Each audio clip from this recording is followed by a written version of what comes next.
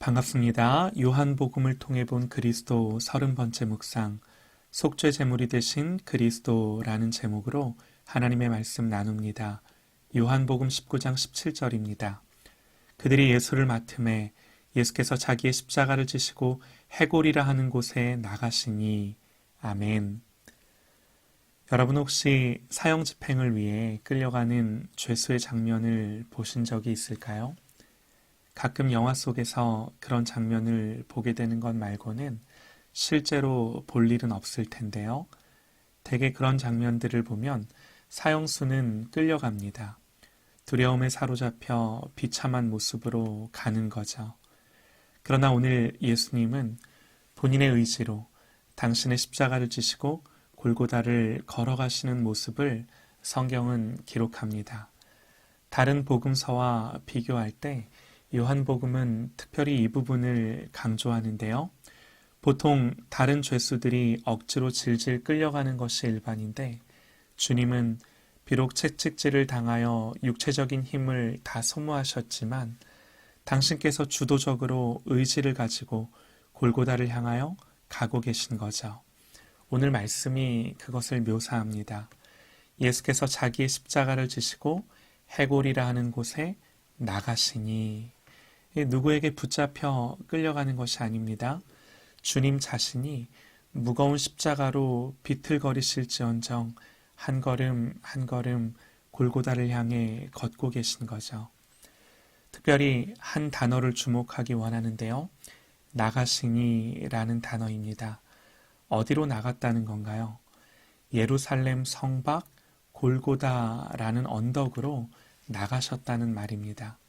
주님은 성문을 지나 예루살렘 성 밖으로 나가신 거예요. 이 사실이 중요합니다. 왜 이 사실이 중요한가요? 율법에 의하면 속죄 제물은 특별한 제사 방식으로 드려지는데요.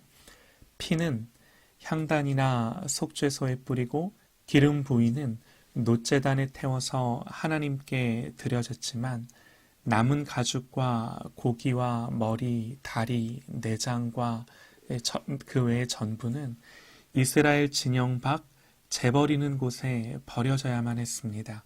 이게 속죄제의 규례예요. 주님은 이 속죄제의 규정대로 속죄제물로 자신을 드리신 것입니다. 그래서 히브리서 기자는요. 그러므로 예수도 자기 피로 백성을 거룩하게 하려고 성문 밖에서 고난을 받으셨느니라 그럽니다. 구약의 렌즈로 주님을 보면 이런 장면 하나하나가 모두 의미를 가지고 말씀을 성취하기 위한 것임을 알 수 있는 거죠. 주님의 이 십자가의 걸음걸음에는요.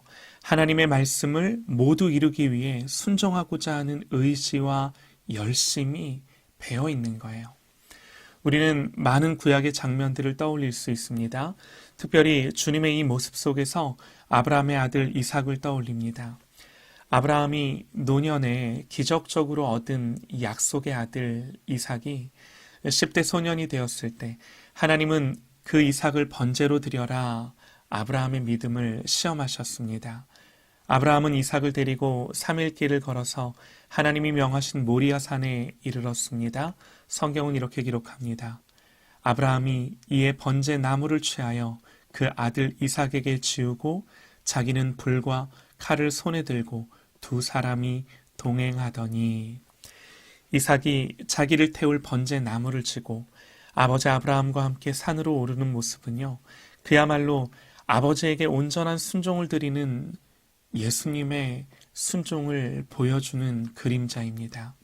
또 아브라함은 제단을 쌓고 이삭이 지고 온 나무를 버려놓습니다. 그리고 그 아들 이삭을 결박하여 단 나무 위에 놓고 그렇게 기록을 합니다. 이삭이 10대였다면 아버지 아브라함은 100살의 이삭을 낳았으니 110세가 넘은 노인이었던 거죠. 이 늙은 아버지가 이삭을 결박하려고 했을 때 불과 나무도 있는데 번제할 어린 양은 어디 있냐고 물었던 이삭이 얼마나 놀랬겠습니까? 그러나 이상하게 여기며 반항할 수도 있었을 텐데 그렇게 하지 않고 아버지가 이삭을 묶어 그 나무 위에 놓을 때 아무런 반항도 하지 않고 온전히 묶였던 그 순종하는 아들, 죽음의 제단 위에까지라도 아버지의 뜻을 받들어 순종하는 아들 이삭을 통해서 여러분 우리는요, 이 예수님의 온전한 순종을 보는 거죠. 예수님은 죽기까지 온전히 순종하신 참 아들이십니다. 그래서 당신을 매달아 죽일 제단인 십자가를 친히 지시고 예루살렘 성문 밖 골고다라 불리는 그 처형장을 향해서 의지를 가지고 주님 스스로가 나아가신 것입니다. 이사야 선지자는 이사야 53장 7절에 이렇게 기록하고 있습니다. 그가 곤욕을 당하여 괴로울 때에도 그 입을 열지 아니하였으며 마치 도수장으로 끌려가는 어린 양과 털 깎는 자 앞에 잠잠한 양같이 그 입을 열지 아니하였도다. 양들은 죽을 때에도 저항을 하거나 울부짖지 않는다고 합니다.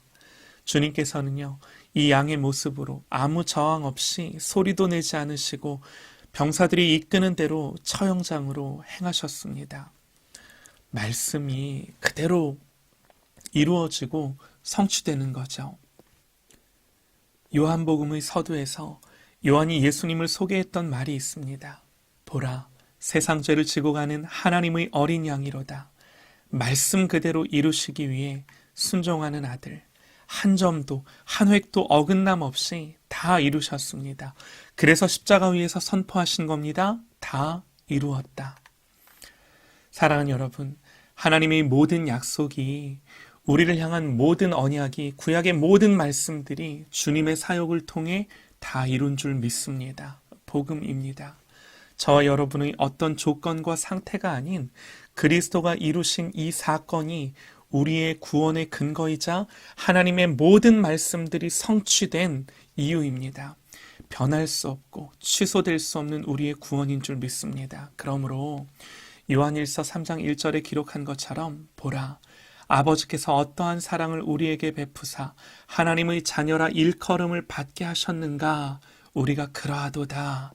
말씀을 통해, 우리 주님을 통해 깨닫는 거죠. 이 구원의 감격과 은혜가 주님의 이 영문 밖의 걸음걸음을 통해 확인되고, 그래서 히브리서 말씀처럼 이는 죄를 위한 짐승의 피는 대제사장이 가지고 성소에 들어가고 그 육체는 영문 밖에서 불사름이라. 그러므로 예수도 자기 피로써 백성을 거룩하게 하려고 성문 밖에서 고난을 받으셨느니라. 그런즉 우리도 그의 치욕을 짊어지고 영문 밖으로 그에게 나아가자. 우리의 모든 삶 가운데 이 주님을 바라보며 즐겁게 이 주님이 가신 길을 따라가는, 주님의 이 길을 걸어가는 저와 여러분 되시기를 간절히 소망합니다.